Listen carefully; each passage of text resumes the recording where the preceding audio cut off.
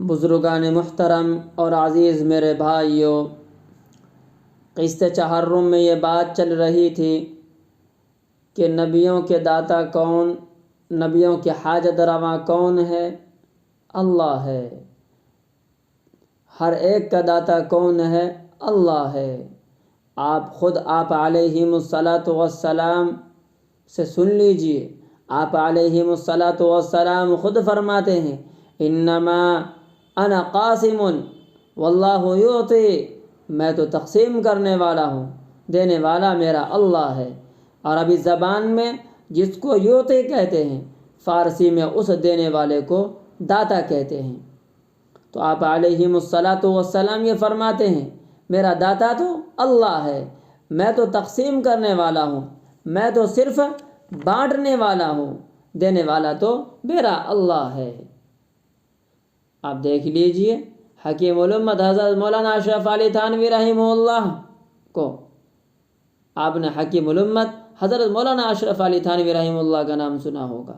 یہ امت کے حکیم ہیں، بڑی کتابیں لکھے ہیں انہوں نے، سارے دنیا کو نسخے بتائے، بہشتی زیور کی شکل میں، کہیں طب نبوی کی شکل میں، اور کہیں اعمال قرآنی کی شکل میں، پوری دنیا کو ہر مسئلے کا حل بتا دیا، سارے دنیا کو درس دیا حکمت کا، توحید کا، اور ایسی دانائی اور حکمت کی باتیں بتائی، لیکن خود ان کو اللہ نے اولاد نہیں دی۔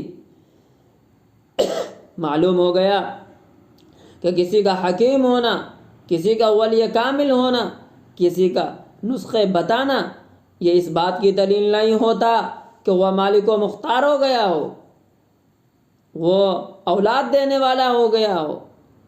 ایسی بڑی بڑی ہستیوں کو خدا نے اولاد نہ دے کر دنیا والے کو یہ بتا دیا یہ خزانہ میرے پاس ہے، یہ خزانہ میرے پاس ہے، ان کے پاس نہیں ہے۔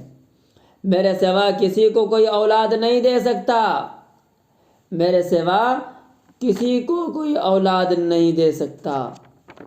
دوستو، ولی ہوتا ہے، ولی ہوتا ہے، ولی خدا نہیں ہو سکتا۔ ایک بات یاد رکھیے گا، کائنات میں کوئی انسان ایسا نہیں ہے جو مسلمان ہو اور اللہ کے ولیوں کی عظمت کے قائل نہ ہو، اللہ کے ولیوں سے، اللہ کے دوست سے وہ محبت نہیں رکھتا ہو، یہ نہیں ہو سکتا۔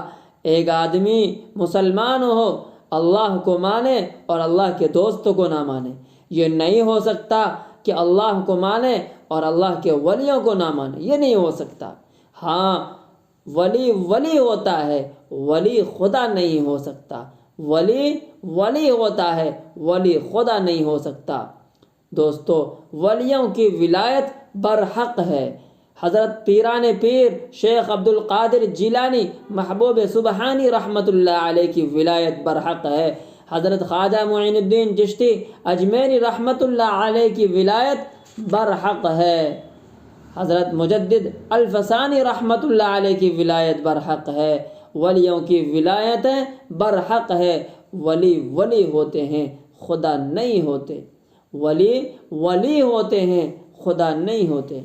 میرے دوستو، آپ قرآن کریم اٹھا کر دیکھ لیجئے، قرآن کریم میں اللہ تعالیٰ فرماتے ہیں فَإِذَا رَكِبُوا فِي الْفُلْكِ دَعَوُا اللَّهَ مُخْلِصِينَ لَهُ الدِّينَ۔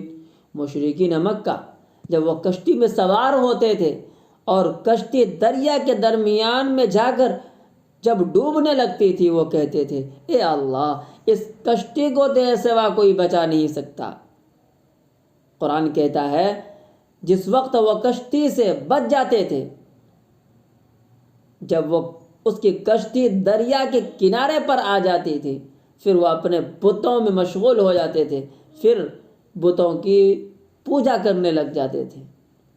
لیکن آج کے جو شرک کرنے والے ہیں، شرک میں اتنا مگن ہے، یہ شرک میں اتنا سخت ہو چکے ہیں، جو کشتی ڈوبتی ہوئی پر بیٹھ کر بھی کہتا ہے معین الدین چشتی لگا دے پار کشتی۔ یہ حال ہے ہمارا۔ ہمیں چاہیے کہ ہمارا عقیدہ درست ہو، ہم اپنے عقیدے کو درست کریں، جو دینے والی ذات ہے وہ اللہ کی ہے۔ ہمارا عقیدہ ہونا چاہیے۔ ہمارا عقیدہ جب تک درست نہیں ہوگا ہمارے اعمال ضائع ہو جائے گا، اس لیے ہمارے عقیدے کو درست کرنے کی ضرورت ہے۔ اللہ ہمیں عمل کی توفیق عطا فرمائے۔